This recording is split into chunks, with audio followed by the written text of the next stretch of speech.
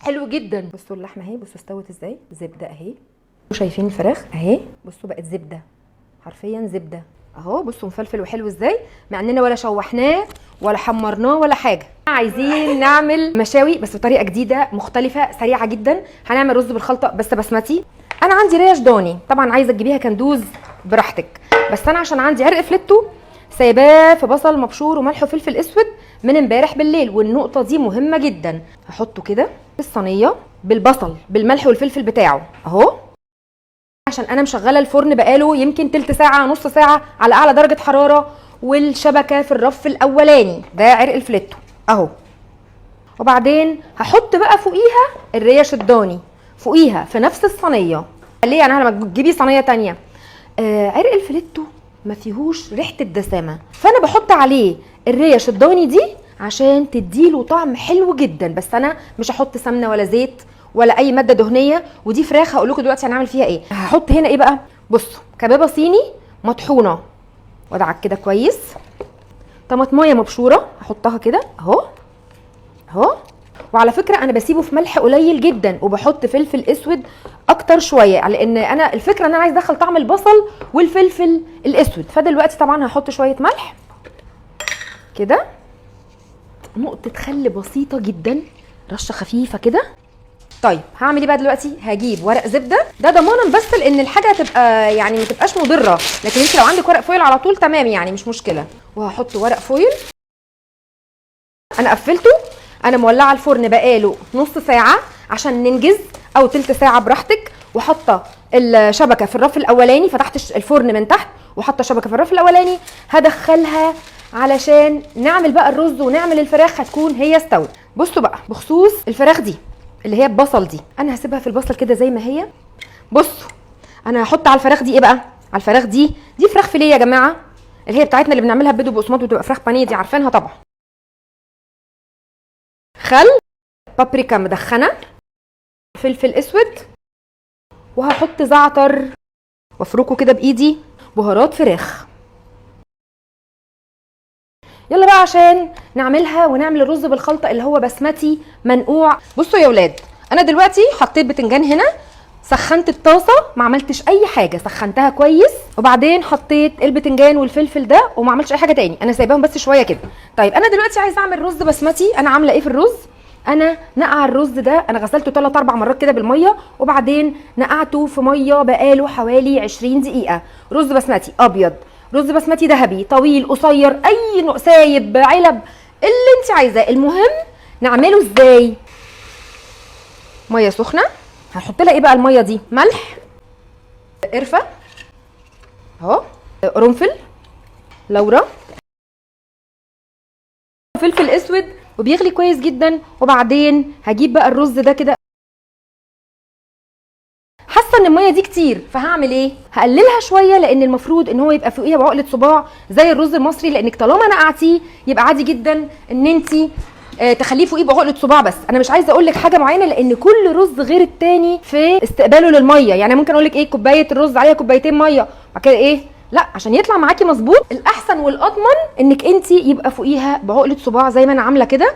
وبعدين لما يغلي هوطي عليه. هنا بقى انا هحط الفراخ. على فكره كل ده الايه، الكباب في الفرن، انا هحطه ببصله. ما حطيتش زيت يا حبيبتي، عشان هنشويها. انا بقى ايه، انا هوطي واغطي. طب مش تستني لما تسخن عشان تعمل تش؟ لا مش عايزاها تسخن وتعمل تش، عشان مش عايزاها تلزق. بصوا انا بس ايه، هحط البصل كده فوقيه كده، وبعدين هجيب غطا هعمل كده. البتنجان المفروض انه قرب، لما تلاقي الحته طريه تبقى خلاص، الحته لسه ناشفه يبقى تحطيها على الحته الناشفه. انا دلوقتي بقى هعمل ايه؟ انا هحط الفراخ دي على نار اوطى شويه وهي متغطيه كده كده. بصوا عايزه اقول على حاجه، بس اول ما يشرب الميه كلها كده زي ما انتم شايفين، ده كده قدامه 20 دقيقه عشان يستوي. فانا احط تحتيه شياطه، انا هوطي دي كده خالص، وبعدين هحط تحتيها كده اهو. طيب هنا بقى الفراخ، هنا الفراخ انا مش معليه عليها، انا بس سايباها على درجه وسط. طيب كده ده خلاص، انا هطفي بقى على ده. وطبعا كان معاه ده الفلفل، هعمل كده ده كده تمام. بصوا الرز اهو، بصوا هو قدامه 10 دقايق. بصوا هعمل ايه، هعمل كده اهو اهو سمنه بلدي او زبده، ونسيبه بقى يستوي. حابه بقى تحطي كركم قبل ما تطفي على طول تحطي الكركم. طيب هنعمل ايه بقى دلوقتي؟ هنجيب اهو ده اتعمل قدامكم، سخنا الطاسه كويس جدا 5 دقايق من غير زيت ولا سمنه ولا اي حاجه خالص، وحطينا فيها البتنجان علشان نشويه. بصوا انا بس هحط عليه فويل عشان هو سخن وكمان عشان يطرى اكتر. بس دلوقتي هعمل الخلطه اللي هحطه فيها اللي هي عباره عن طحينه، احط ميه، خل، ملح، كمون، احط شويه شطه بسيطه، اقلب بس دول كده. اي خضره متوفره عندك. بعدين هحط شويه طماطم مبشوره، توم، هنا توم. اللي مش حابب يحط توم او بيتعب من التوم او بيتضايق منه ما يحطش. بصوا انا قشرت البتنجان وقشرت الفلفل وبهرسهم كده عشان البابا غنوج. جيب شوكه كده كده بقى حلو جدا. اوريكم شكلها وبعدين اقلبها وادخلها تاني على الناحيه التانيه 10 دقايق كمان. بصوا اهي اهي. شوفوا بقى الفراخ كده مع بعض. انا بقى ايه عايزه اعلي دلوقتي عشان انا اطمنت انها طالما طلعت ميه كده وهتشربها تاني يبقى تكون هي كده استوت. انا بس عايزه اديها بعد ما ايه ما اتعملت كده معلقه سمنه كده كده اهو. ودلوقتي هسيبها 10 دقايق كمان تكمل سواها، وهعمل لها فحمايه كده اهو. نشوف بقى الرز كده انا هطفي عليه خلاص. هوريهولكم بس الاول اهو اتعمل، حطينا له الزبده في الاخر زي ما شفتوا اهو. بصوا مفلفل وحلو ازاي، مع اننا ولا شوحناه ولا حمرناه ولا حاجه. كده بقى نحمر له المكسرات بتاعته. زبده الاول او سمنه بلدي براحتكم يعني اللي موجود. هحط بقى ايه اي مكسرات متوفره عندك، ولما تاخد لون هبتدي احط الزبيب. وعلى فكره هو الزبيب برده كان ممكن يتحط في الحله من دلوقتي. احط نصه هنا يطرى شويه قبل ما اطفي على طول.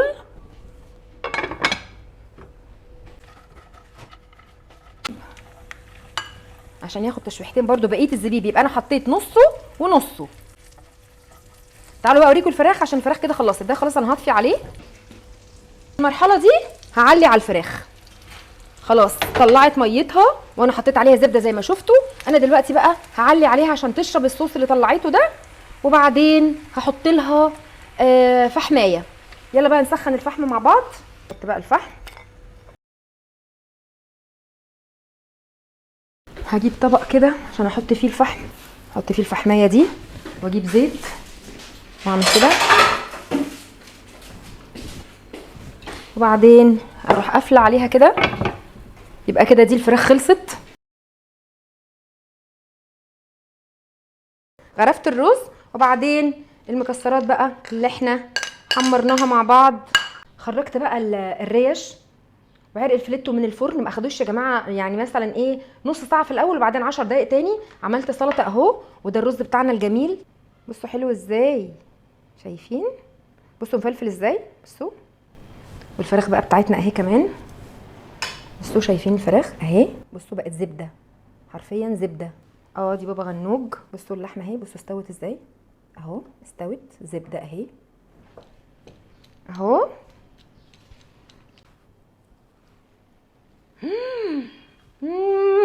حلو جدا. عايزاكم تجربوه تقولوا لي رايكم. ولا عملنا على النار ولا حاجه، دخلنا الفرن وخلاص، ما اخدش نص ساعه و10 دقايق. ولايك وشير لو عجبكم الفيديو. بحبكم جدا. اشوفكم الفيديو الجاي ان شاء الله. باي باي.